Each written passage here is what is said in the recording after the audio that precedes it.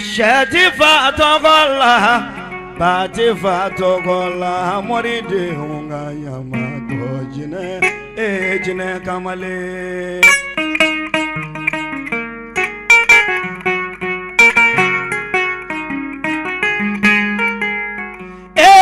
Bati fatogola,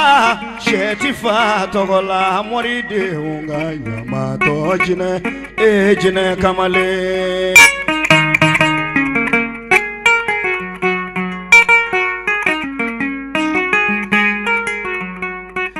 Bativa Allah togola shetiva togola mori de hunga yamato jine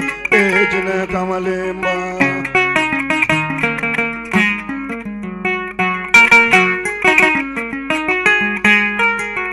apage galuyo amame apage mogo ga yamato jine jine kamale.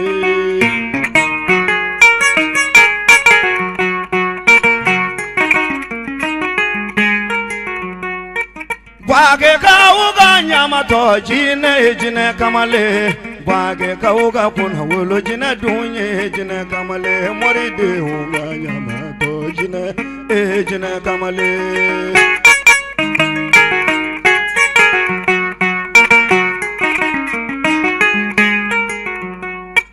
Iye nyamato jine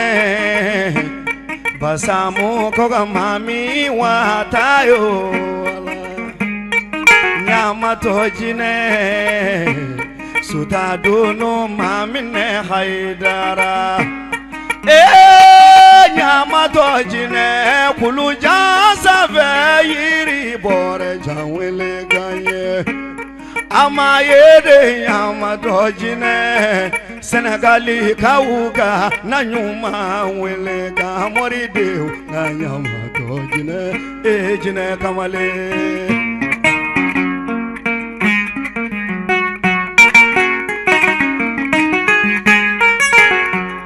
Aye nega tamaye tamaye nega madunduga ye kunga corona yala.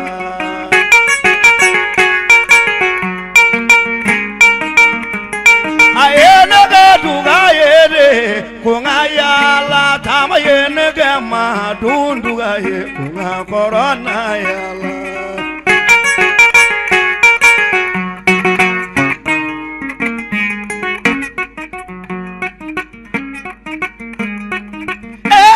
Mauele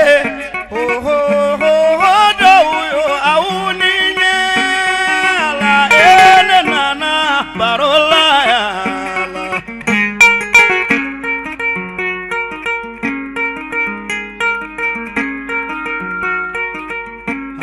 Kenela atifone ma ne kalena idumulukunte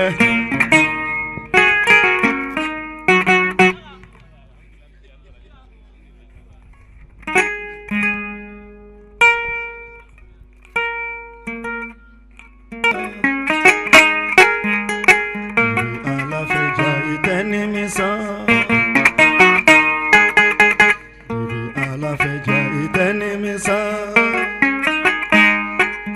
mumini deunyo kanani misa alakhira kanuba uyo anganani misala nebeni barula masikanani misa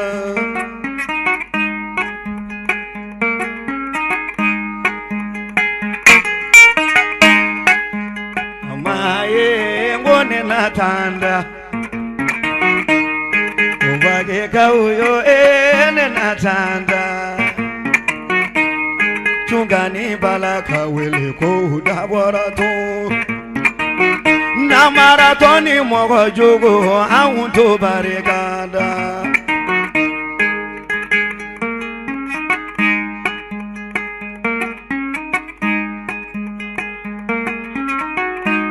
Usumani Sharifu mani misala Ujine kanuba ubani mani misala Sigazo blu sise ablu mani misala Mugu tarifane umani misala Musa erebe debite mani misala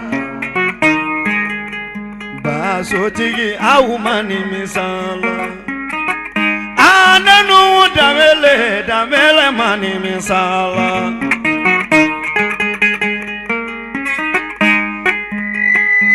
Chunga ani balaka wili Aumbora segu dugu Segu sido jara ni balazando Balaza banani Balaza kenanani ani balaza nani ani balaza kwa guru ningele dugu lebeto yorodo sango segu dunanya sandi segu nani maraka dugu konondo do dugu tanifla kuwuni mbeba ulengana ni weita jeni njaware jago nyumani farago jugu kele korosani koroju tige sonko mani bangoma kata sirafe kasigi nganya fe sira dombaliate kashiwolo ga dugu manja kasabara juru wala katodu ka kuna fere sego koloni kolokoro fakari ni maya jani kono jugu kono mafanye jugu tetono du nibi alabe iteni misa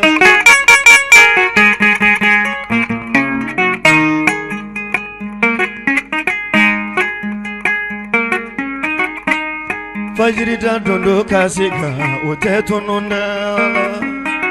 Fajirida dondo ninguloka utetunanawo Moko nyamato utewele Adama deni nyamato utewele Moko nivi nyamato utebariga